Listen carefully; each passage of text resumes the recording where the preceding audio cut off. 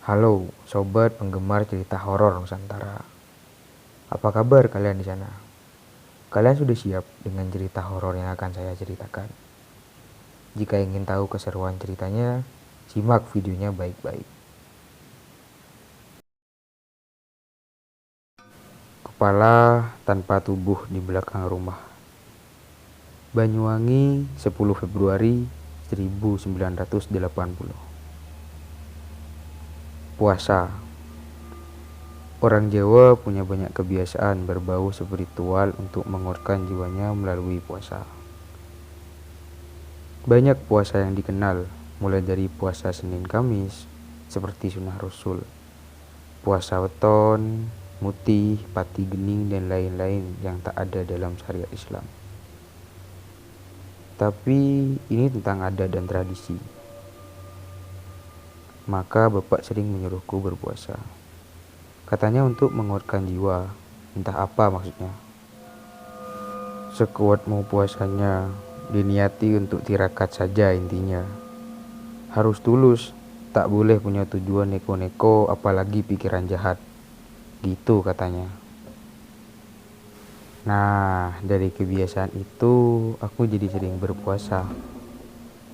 Waktu itu aku masih SD, jadi belum punya jadwal periodik tamu bulanan yang bisa membuatku beralasan tidak puasa. Selain puasa Senin Kemis, aku pernah mencoba puasa mutih. Hanya makan nasi dan minum air putih saja. Kata Bapak, puasa mutih yang dilakukan dengan tulus dan bertujuan dekat dengannya bisa membantu menyehatkan fisik dan jiwa, bahkan bisa meningkatkan spiritual. Tapi efeknya mereka akan lebih sensitif pada energi-energi gaib. Awalnya aku hanya puasa sehari, karena kata Bapak kalau aku kuat aku boleh meneruskan puasa. Maka hari kedua dan ketiga pun aku berpuasa. Hanya sahur dan buka dengan air putih dan nasi putih. Dan mungkin karena kurang gula aku jadi sering pusing. Tubuhku sempat lemas di hari ketiga. Malam itu aku memutuskan tidak puasa lagi. Maghrib-maghrib selepas sembahyang perutku mulas bukan main. Aku hanya minum teh hangat dan bergegas ke WC yang masih terpisah dengan rumahku. Aku harus berjalan ke halaman belakang rumah sekitar 15 meter.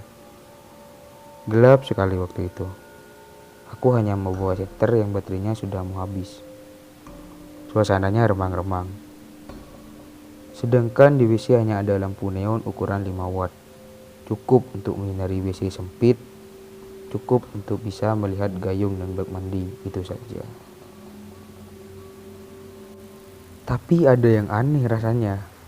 5 menit berlalu, seperti ada sepasang mata yang mengawasiku dari angin-angin WC. Aku sengaja tak mau melihat. Kuteruskan saja buang hajat. Ada kalanya pura-pura tak tahu membuat kita merasa aman.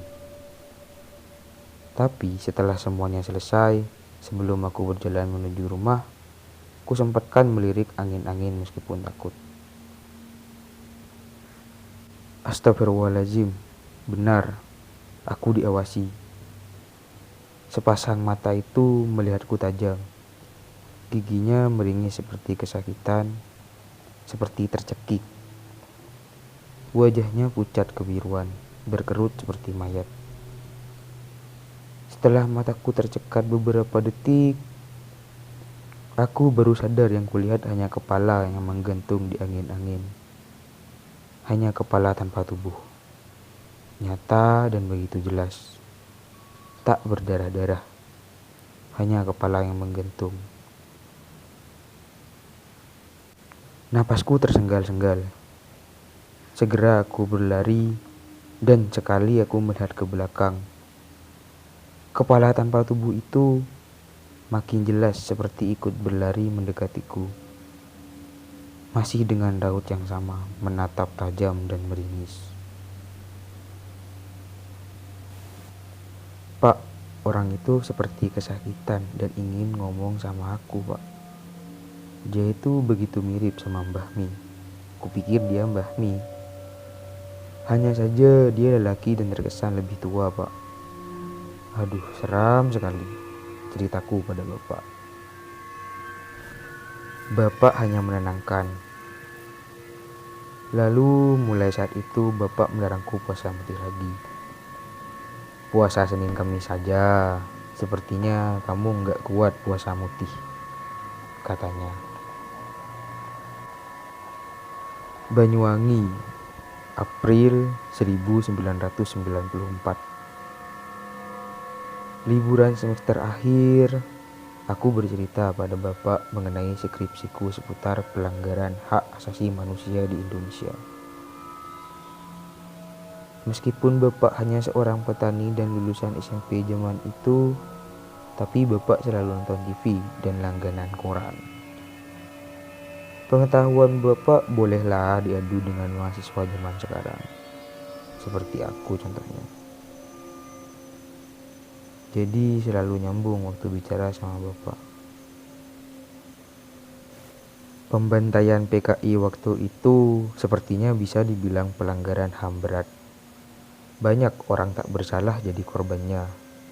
Bahkan sampai sekarang, anak cucu mereka masih juga diperlakukan tak adil.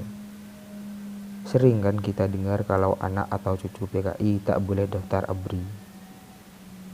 Entah itu benar atau enggak. Meski kita nggak bisa apa-apa, paling tidak kita sering berdoa untuk para korban politik waktu itu. Mengenaskan sekali kalau ingat.